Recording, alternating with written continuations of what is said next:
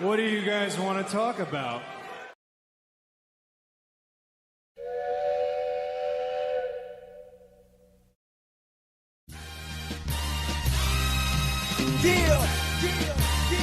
It's St. Louis. Welcome to the A-Train Show. And now here's your host, the A-Train, Arlington Lane. Yeah, true chatter. Yeah, I think it's time for more true chatter. Born every day, 100 new fake rappers. We got too many powers, too many actors. Welcome to this edition of the A-Train Show, the A-Train, Arlington Lane. You know, I'm kind of thrown because first off, just welcome back to the ride and back in the saddle here on December the 2nd. Going to do a few more shows before the year is out, but I'm getting tripped out. I want to say thank you to StreamYard. StreamYard has now gone even more expansive with their stuff. You know, I appreciate them very much for the things that they do, but man, I'm looking at it like it's just weird now. You know, every time I go away for a little while, it's like, oh, you know, add some new stuff to the mix here. And I'm looking at it, and I'm like, what in the world is going on right now? And so it's just bothering me a little bit, but it's okay. But welcome again to the A-Train Show. We are live here for this edition, and got a lot of stuff to talk about. Granted, we started a little late. It's okay. But I'm here now. I'm getting tripped out with this. If you watching via portrait, you can see a thing above me. If you're watching via landscape, which is sorry, you can see everything below. It's just weird. You can't see what I see right now, but it's just bothering me a little bit. But it's okay. Some of the things we're going to discuss today, if you see in the title, TNA gets a new home. If you're in Missouri, you can now get on those sports books and you can start making bets from home. You don't have to go over to Illinois, go do your thing, and then come on back. You can now do it in the state of Missouri. It is now live. It's been live for a day now. So we'll get into that. The Houston Texans. Listen to my friend Tarika. If you are tuned into this edition today, I told you before, and I'm telling you again, your team needs to be worried in the AFC South, and that's the Indianapolis Colts. We're going to get into that today. And just because I love the show and it's its final season, I'm going to talk a little bit about BEL-AIR, not BIANCA. All right. So let's get into it right now. Let's talk a bit of wrestling. Of course, we were just off of Survivor Series with WWE. And I'm going to say for this show, I will give it about a 7, a 6 at the most. And when I get the doc is out today. It's just going to be me. 6, in between 6 and 7 is what I was looking at. And because there's only 4 matches, the 2 War Games matches, and then you had Stephanie Bakir versus Nikki Bella, and then you had John Cena versus Dominic Mysterio for the Intercontinental Championship. All right. What's up, y'all? Y'all checking in? I appreciate these new people coming in, new fans coming into the show. If you're checking us out on X Fans Show, hey Woody. If you're checking us out on YouTube, thank you so much. I really appreciate that. And of course, on Twitter at the X Fan Show, you can follow on the A-Train Show on X. Just follow along. Just having a little fun today. But back to the situation with WWE. WWE, I get it. Everything is entertainment these days, but it's driving me crazy with what they're doing. Thank you, Chris. Thank you so much. Thank you for subscribing. That is, it's bothersome, man. Like, I want to continue watching what's going on, but I refuse to pay $30 just to watch what I seen on Saturday. I would outright refuse to give $30 to that platform. And I'm grateful my co-host on the X-Fans show, guys said, hey man, just check it out through here. I was like, okay. And I did. But I was not impressed with the show. Everybody's been talking about who was that masked man during the men's War Games match, and that pretty much stole the show. My belief, it's Austin Theory, and it kind of aligns with what I was thinking and what I saw when he came out there. If you notice with Austin Theory is like a really over-the-top kind of individual. He does things he wants things to be noticed, and that he wants it to be over the top. I'm gonna stick with over the top.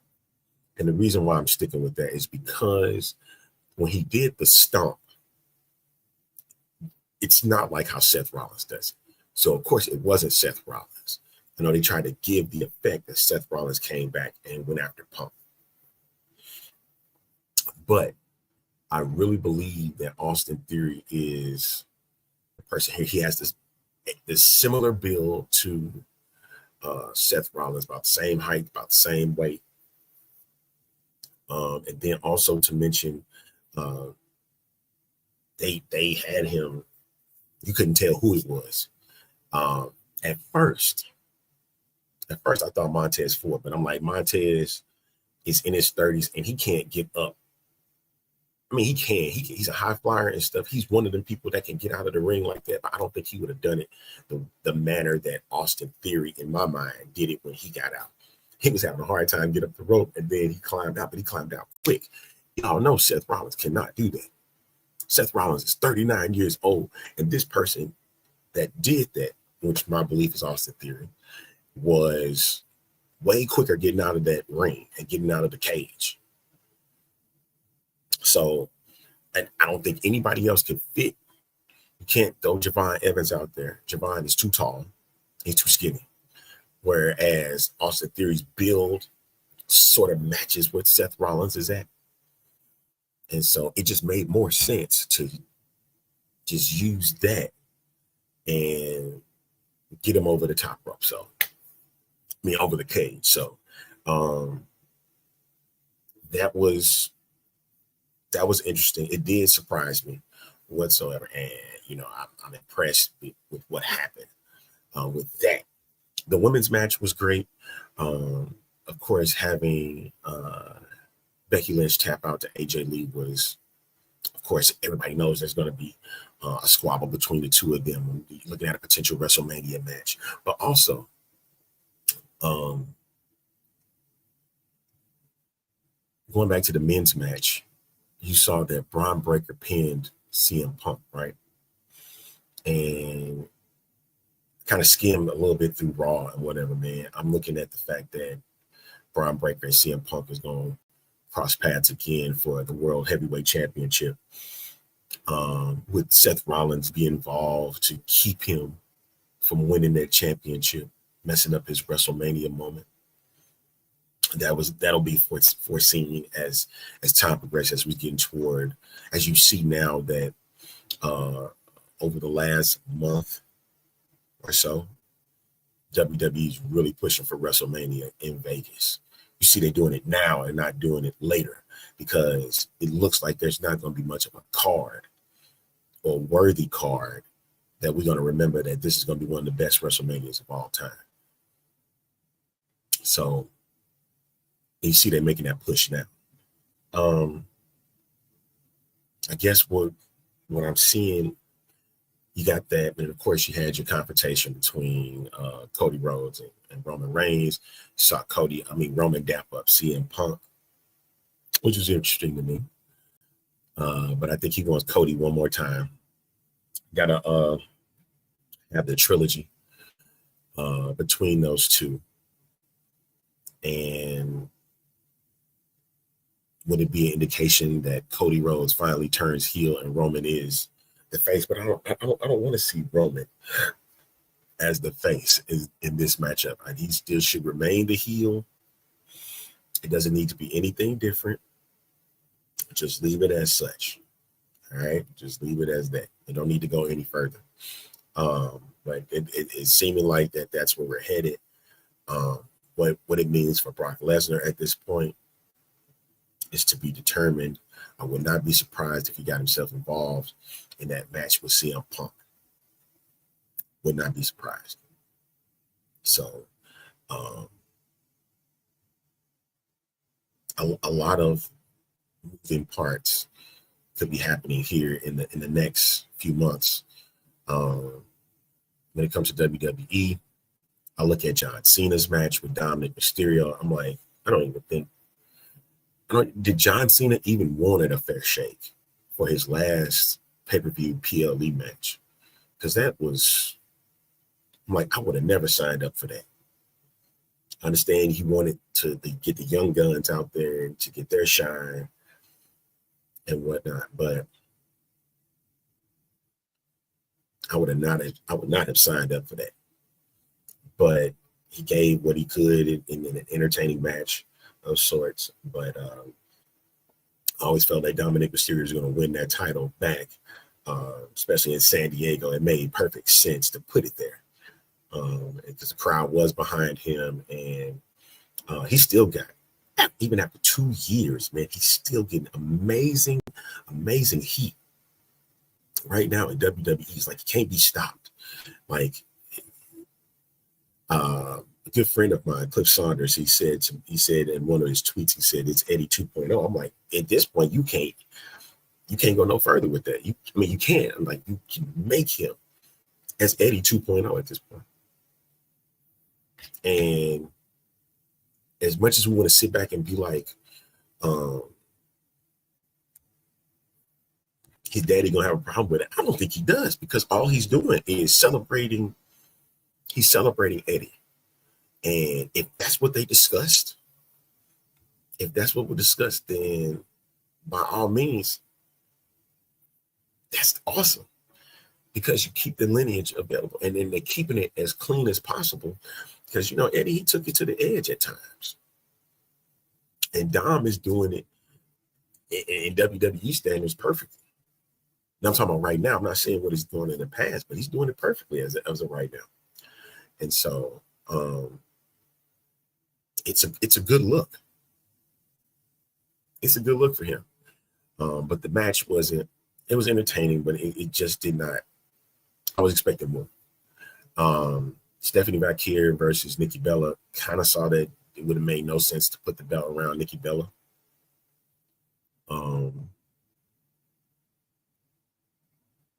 Triple H has a lot on Stephanie Valkyrie and want to see her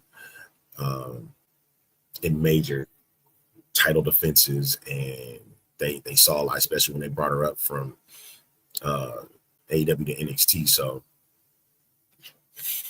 and then she was a champion there. So it wasn't long, you know what I mean? So they did it quick, just like they did Gunther. That's what I'm afraid of when we have people that come over from NXT or coming over from another promotion and getting that quick rise. And when they get that quick rise, they wind up fizzling. Because to be honest, right now, if we're looking at the champs, like Ricky Saints in NXT is perfect for where he is right now. And same like for Trick Williams. I'll keep saying it. I think Trick Williams would be great for TNA. Him and Mike Santana going back and forth would be perfect.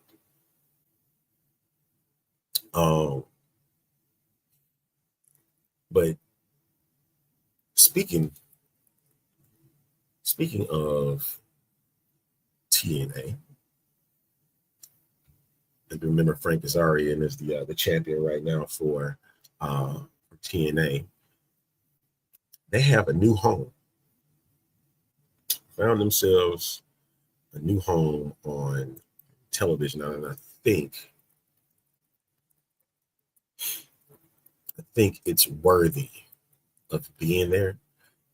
A lot of networks these days are rebranding, and they want to add new stuff to get more viewership. So TNA gets a new home, and it's AMC. Yes, the formerly known as the American Movie Channel. It's now now has TNA. So yeah, it's crazy now because I think they can get a bigger audience.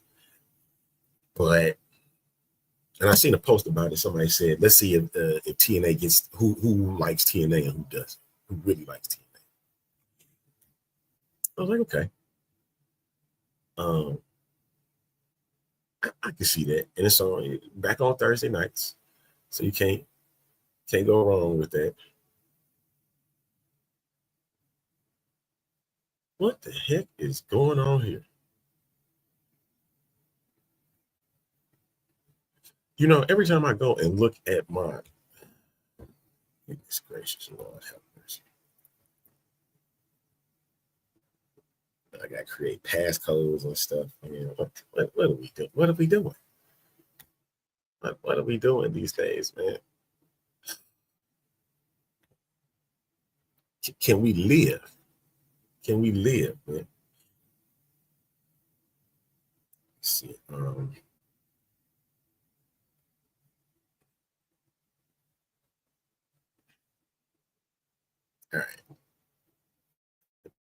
I can share that. Add that to the screen. There it is. Thursday Night Impact now on AMC. I think that's cool. They starting up January 15th from Dallas at that. And then every Thursday night from 9 to 11, 8 to 10 if you are in the central markets. Now, I think this is cool. This is cool for them. It should give them, like I said, it should give them a bigger audience.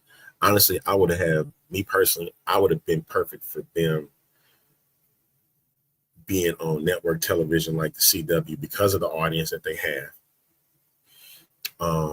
But then again, you already know WWE's kind of cornered that a little bit with their Tuesday night NXT. But the reason why I use that is because of their partnership with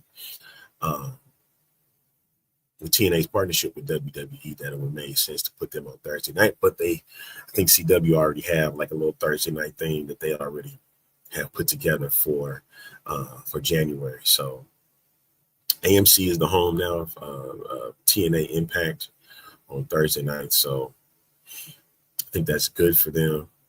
It'll be interesting to see how those audiences and those numbers look for AMC. I'm expecting a high one. Anything over 800, 900,000 these days. I'm not expecting no million out of it. It would be considered good for cable networks such as AMC. They get a lot of households. So it's good to see that AMC is stepping out of their comfort zone, and TNA is getting out of areas that just wasn't getting a lot of looks whatsoever. Like if you look at their story past, probably the best spot for them was the old TNN when they were on Spike. That's the best place for them to be. They were on Fox Sports Net for a long time. They were on Access TV not too long ago. Like, who could find Access TV though? You have to go deep into your channel bag to find Access TV. I know here in St. Louis, it's like if you got Spectrum Cable, it's like 840 something. Who gonna go through all those channels just to go find TNA on a Thursday night? Whereas you can find AMC pretty quick. So yeah, there's that. But I will give it to them. They getting a new home, and that's perfect. I'm hoping all the best, and they have a home that they will stay at for a long time. So kudos to TNA and kudos to AMC. Let's keep it moving with next topic on Missouri sports betting. If you remember, like, I was getting these. These was coming in a lot. And then we got former Kansas City Chief Tony Gonzalez coming in and saying, yo, get in on this. And now that it's here, I had made a prediction. I was talking with my co-host of the X-Fan show, Spurge, and Spurge, I was like, man, they should at least make $100 million. Easy off this first week. Easy. And I kind of can't wait to kind of go around the area to see where they put the sports books and stuff, because I'm curious. I want to see where everything is placed, especially in the St. Louis area. I think what made me upset was the sponsorships. Like, who sponsored who? And I get it. They do their thing because they feel that's what's best. But it just would have made perfect sense for two organizations such as the St. Louis Cardinals and St. Louis Blues to work with FanDuel, because they're part of that network, the FanDuel Sports Network. So it just would have made sense for both of them to join them. But I think Cardinals got Bet365, and the Blues don't even have a sponsor. So I think SC was the one that got FanDuel. Unless they're going to put a sports book literally inside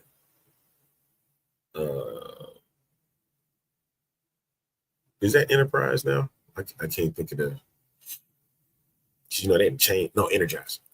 In the Energize part.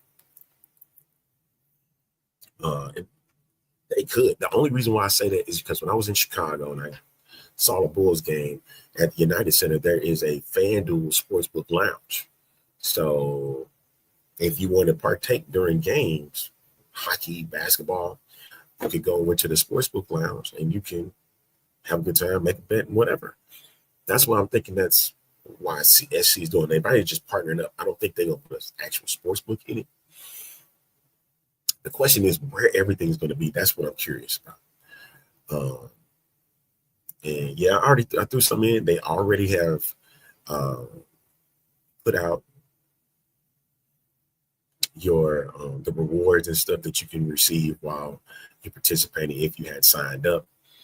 I was pretty much signed up before they dropped, but they provided the rewards and stuff, and they got on their word. So there were some other books that I've been checking out. Somebody had mentioned Circa Sports, and I heard that it's not as great as advertised.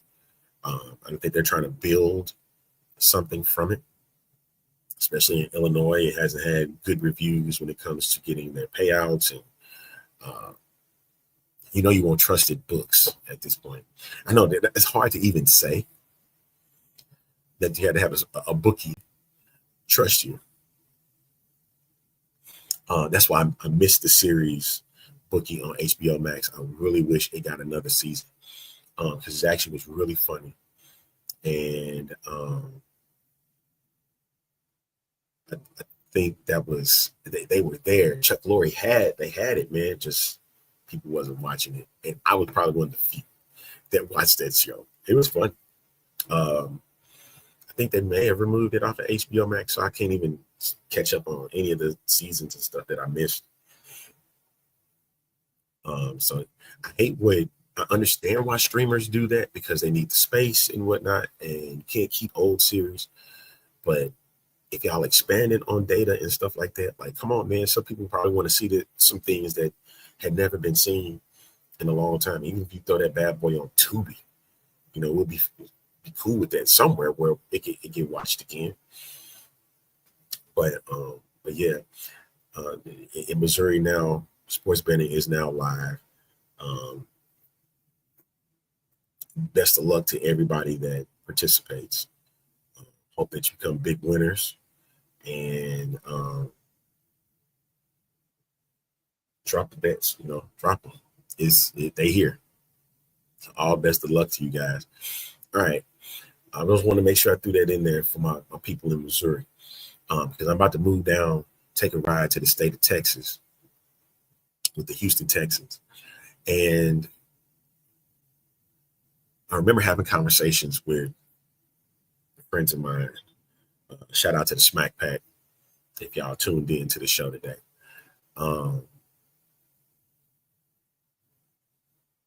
Conversation came about, should CJ Stroud be starting in this game against Indianapolis? And I was like, yeah, because he's your QB1. And granted, he's missed a significant amount of games. He's still the person that you want in that situation for this team that's trying to make an attempt to not just make the playoffs, but now win the division. Because they're right there with Jacksonville and Indianapolis, because Jacksonville has now I think they have the tiebreaker over Indianapolis at this point, and Houston is sitting one game behind both. And you're looking at a defense that's quick off the ball. Got guys like Will Anderson, Hunter, Stingley in the backfield. Stingley in the secondary. Kamari Lassiter. And believe it or not, they scare me.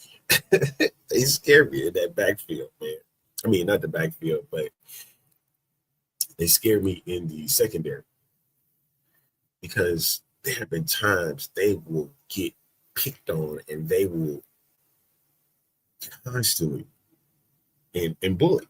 Bullock is the other. They both scare me.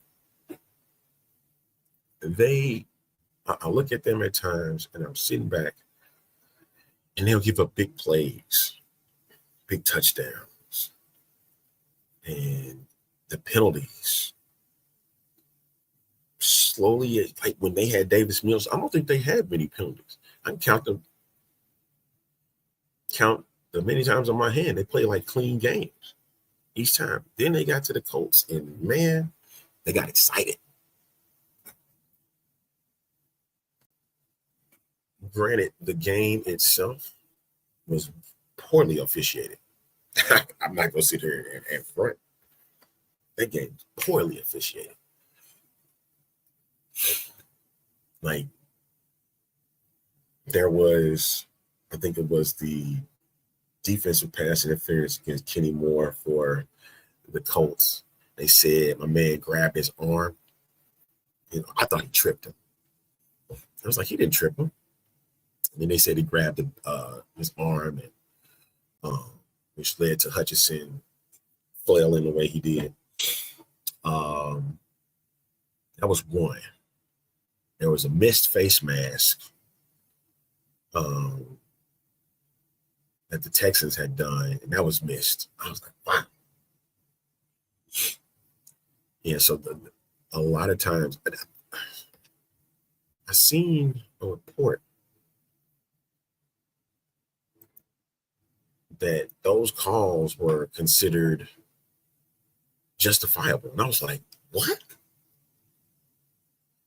They were justified? And I'm sitting back and I'm like, come on, man. Like, as much as I want the Texans to win, as much as I want DeMeco Ryans to win Coach of the Year, that wasn't right. It really wasn't. But Indianapolis can't they're not going to protest it. Right now, they still hold a lead. I think they should protest that game because it was very poorly officiated. But shout out to J.J. Watt doing an amazing job in the booth. Surprisingly, it was with Iron Eagle. And when I listened to games, I was more on the Iron Eagle Charles Davis team because, his insight, Iron Eagles broadcasting together, they was like a perfect mix. In my opinion, I think they're better than Romo and Jim Nantz. But, they're one of they were secondary groups, and CBS took a big chance putting JJ with a legend in the business like Iron Eagle. And people, y'all gotta understand, Iron Eagle's underrated as a broadcaster. He don't get the love like he should get. He don't get the love like he should get, man. And quiet is kept, man. They did phenomenal. And if you hear Iron Eagle, you hear him on the Amazon Prime broadcast with Stan Van Gundy. That is his broadcast partner. So doing amazing. Of course, his son, Noah, doing things for NBC and Peacock. And so, like, man, it's crazy. And, you got a young broadcasting icon right now. He's going to be a broadcasting icon. I don't care what anybody says. Noah Eagle is it.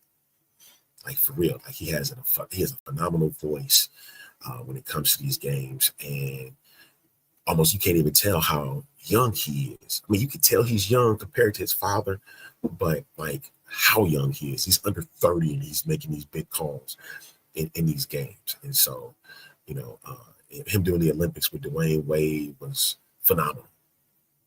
It was an amazing storytelling way, and he brought his flair and flavor to the mix. But yeah, just kudos to JJ Watt. He was not biased with that Texans and Colts game. It seems like every time that he does a Texans game, they win. So Texan fans are asking CBS to continue that trend. But he won't get to do it this week because they'll be in Kansas City against the Chiefs on Sunday Night Football. So Tirico and Collinsworth will have that call on Sunday night.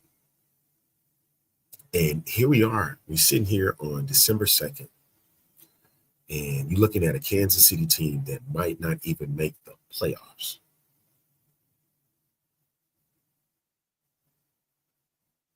They might not even make the playoffs. It's weird. It's really weird that we could sit here. They sitting at 6-6 and might not even make the playoffs. And you found the right team to do this against. I'm talking about Houston. The questions are going to come. Who's going to be the officiating crew for that Sunday night game? Because they can't have the same group that they had against the Colts. Leave that out. The Chiefs going to pay some people to make sure they get a win. Because this is a big game for both teams. That Sunday night game is a good one. Honestly, I really even believe that Texans-Colts game could have been flexed too and made that as a Sunday night game because it was literally what it was supposed to be, or flex it to a 4 o'clock game.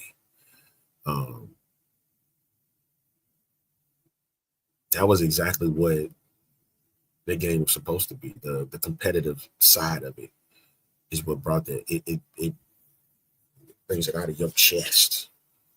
Like, come on, man. That's everything. I think sitting right here, Texans still got to work on some things on offense, and I think you may have found your back in Woody Marks. Make him an all-purpose back. Still trying to find a legit number 2 receiver for Houston. I know Higgins has done some good things. Noel has done some good things for the Texans. Dalton Schultz has made plays when needed. But they need another threat, and it's just a shame that they don't have Tank Dell right now. Like, Tank Dell would do everything to this offense if he was out there. And I think that their OC would be working wonders for Tank to to get him out there and get him the ball and make him do work. But I'm hoping that Tank Dell can recover and get back to the same person that he was the last couple of years before getting injured. Because it's making strenuous on this Texans offense. Their offensive line, get it, they had a good job with Davis Mills, kept them up most of the time. And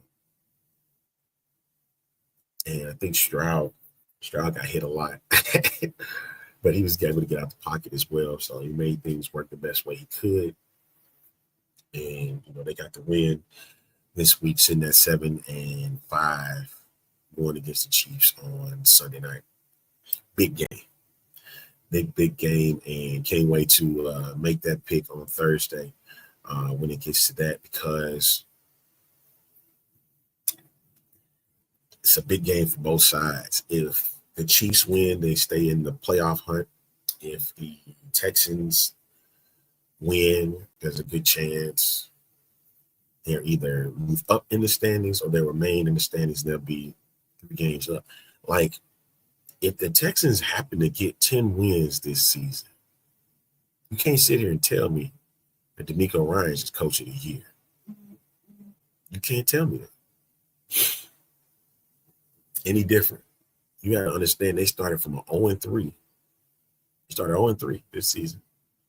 And now they're sitting at 7-5, winning 7 of the last 9. Going into probably it is the biggest game of the season in Texans history. And I remember my buddy asked me, why are you so big? Why are you such a big fan now of the Houston Texans? Well, one, in Missouri, I don't have a football team.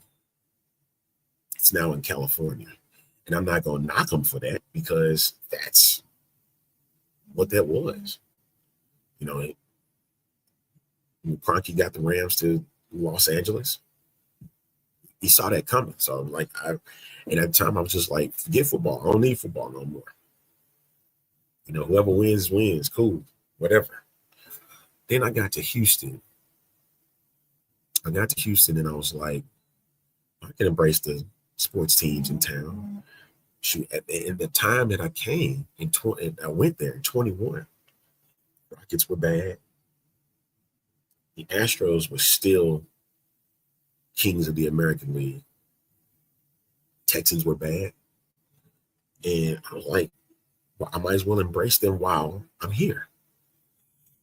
Got a chance to go to majority of those games. Well, not a majority, but I got to go to Houston Astros games, got to go to Rockets games. And one thing I did not go see was the Houston Texans.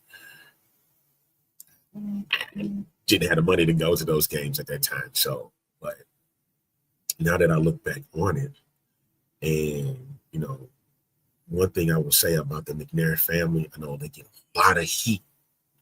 They get a lot of heat outside because of Robert McNair's comments and stuff before he passed about Colin Kaepernick and whatnot. And then the McNair family, Cal and Hannah, they have, whether you want to say done it as a DEI hire or whatnot, they hired Black coaches. You had David Cawley, you had Lovie Smith, and now you have D'Amico Ryans. Man, let me tell you something. If D'Amico Ryans did not get hired 2 seasons ago, I would have not cheered for the Houston Texans at all. I would have been like, I'm good. At the time, they had Josh McCown's name plastered as the next head coach of the Houston Texans. And I'm sitting there like, why? Why? He makes no sense for the Texans whatsoever. And D'Amico's name came out. And I'm like, you gotta bring. I think McCown did play for them, but he didn't have the same effect like D'Amico Ryans. And D'Amico Ryans was a hot coach. Him being in San Francisco for those years. I'm like, he just seemed perfect for the head coaching job in Houston. And then when they announced him as the coach, I was like, oh man, I'm in. I'm in like Flynn, man. Like I'm here for it. This was before CJ got drafted, Will Anderson got drafted. Mark Lassiter, all these new guys that came in the play. Because even at the time, I said that the Texans looked like an 8-win team with D'Amico Ryans as coach, and they superseded that. Superseded it by a couple of games. Won a division, then did it again last year, even with the injuries, even the addition of Joe Mixon. And it just seemed like things were being put together just now that, injuries kept happening. And a lot of people feel that Casario's job is on the line, but it's like he did a last-ditch effort and he got 2 division titles out of it. I don't know. It's just, I have continued being this Texan fan, man, and I don't think it's going to stop. I hope D'Amico Ryans there for a long period of time. I want him on the same wavelength as Mike Tomlin. Just a lot of people in Pittsburgh want him gone. Like, it's time to get rid of him. Like, it's not getting any better in Pittsburgh. And the question then becomes, who's going to be the person that's going to lift them out of their funk in the AFC North? Even though Baltimore had lost to Cincinnati back on Thanksgiving, I was like, that's a bad loss too. I don't care what anybody says. That's a bad loss to take. And Burrow came in and snatched the thunder real quick, saying, hey, we might be down, but we ain't out. And they're going to try and showcase that they still belong in the AFC North. So a good pickup win for that. Now, with that being said, somebody had made comment on that the Broncos are the worst 10-2 team in football. Hey, if narrow wins is what it takes to get to where they are, that's what's going to take you. And you got a Super Bowl winning coach over there in Sean Payton.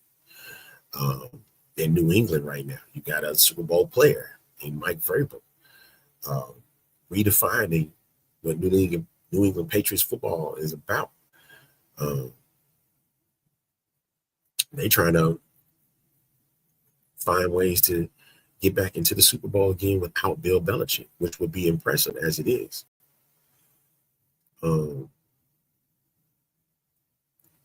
Still got a lot of great games left coming up, so I can't wait. I can't wait for these final weeks as we get into in December and whatnot and getting ready for that playoff run. Ooh. I think we now are in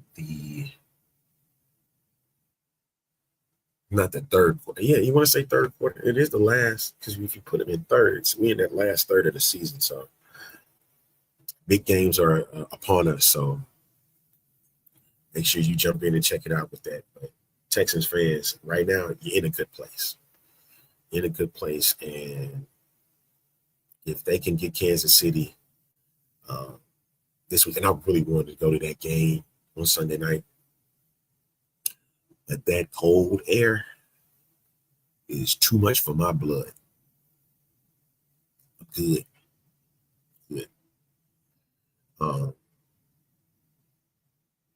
Yeah, I'm looking forward to that. We'll see what happens as we get closer to Sunday. But all right, one last thing before we go. If you are a fan, you're a fan of BEL-AIR, like I am. This is their final season.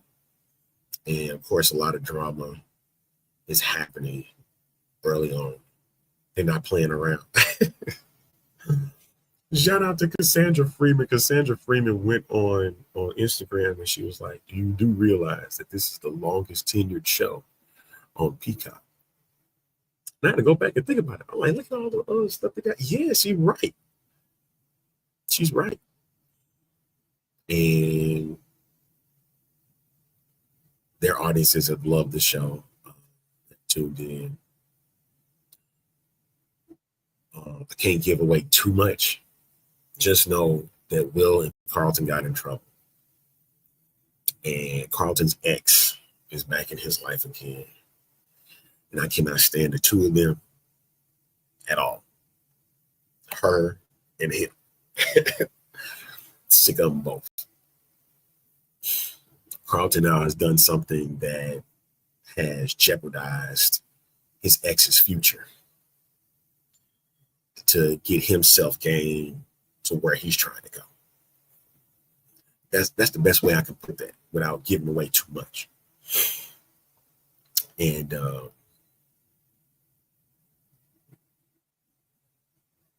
has anybody ever y'all seeing the evolution of Beulah Lisa Wilkes on this show? The fact that they kept her name, Beulah Lisa Wilkes. I'm sorry, that girl don't look like no Beulah. But I think it's a dynamic impact between her and Jackie. Now, if you go back and look at the history of the Fresh Prince of BEL-AIR, those are former girlfriends of Will Smith and fiance, if you want to go that far. I do like the aspect of everything going through high school and it doesn't shoot off straight into college and stuff like that. So, like, we get an evolution. And Viv with this baby that's coming, Hillary dealing with her grief of losing her husband, like really diving into that instead of just being like an episode of it happening and just doing it for comedic purposes. Like, they're doing the dramatic side of it, and I think that's fantastic. And then not to mention the evolution of Ashley. You get bit by bit with that. And then seeing the relationship between Aunt Viv and Uncle Phil, and then Uncle Phil and Jeffrey. It's like everything is pulling, gravitational pull towards Uncle Phil. Things that he has to deal with now. I'm expecting some surprises to come before this season's over. Shout out to Marlon Wayans and the role he's playing as Lou Smith. Had a good Thanksgiving episode if you get a chance to check out in episode 3. But I love this series. Morgan Cooper has done an amazing job. His writing team. Shout out to Keisha Sharp for the last episode. I like what I've seen here, and honestly, as much as I want to continue to see BEL-AIR go the way that it's going, it does not need to go any further than this 4th season. If you really do a deep dive into the Fresh Prince of BEL-AIR, it was only supposed to last 4 years. It never was supposed to go beyond that. The finale was Will moving back to Philly, and that was it. But fans knocked on the door and beat down, sent letters, said, yo, this can't be the end.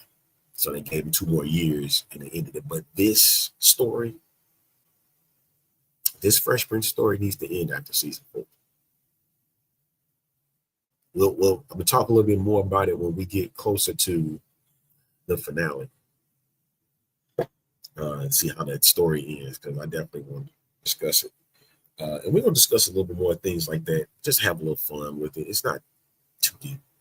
But I want to do a wide variety of things for this show, whether it's music, television, sports, and just have fun with it. Just have fun with it, okay? Yep. All right. That'll wrap things up for this edition. I was able to get it done. I did not think I was going to be able to. I didn't think I had a lot to talk about. But I was able to get that off in the amount of time that I was able to.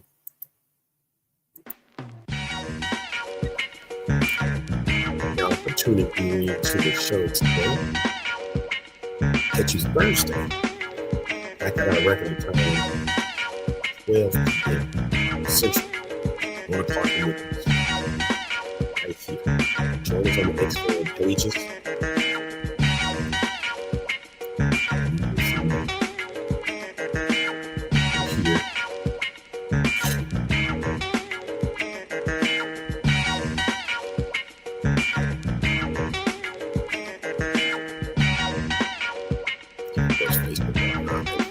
will see clips of the shows.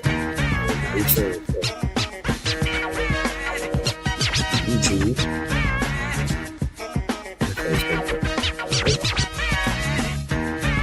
Yeah, thank y'all so much for tuning in to this show on Thursday.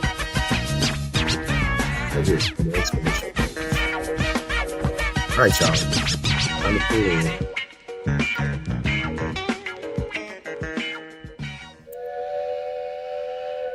We'll see y'all on Thursday.